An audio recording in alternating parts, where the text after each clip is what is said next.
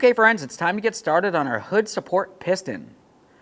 Something that I'm going to mention is it's typically a good idea to do these as a pair. Now before I go ahead and start removing either of these, the first thing I want to mention is it's a good idea to have something supporting the hood for you. After that, continue on to whichever side you're going to be replacing. Now I'm going to start along the bottom here. If you were to look at this, you can tell I'm going to use a small pocket screwdriver and I'm going to carefully get in between this area and gently pry the clip out of position. I'll do the same up along the top.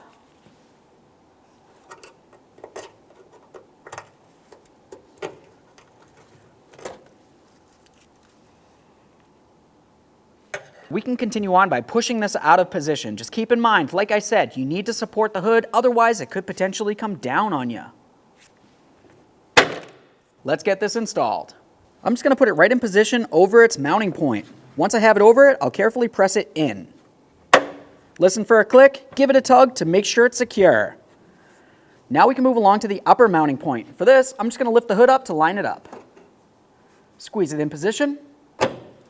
Double check to make sure it's secure. Like I said, it's a good idea to do these as a pair. Thanks for watching.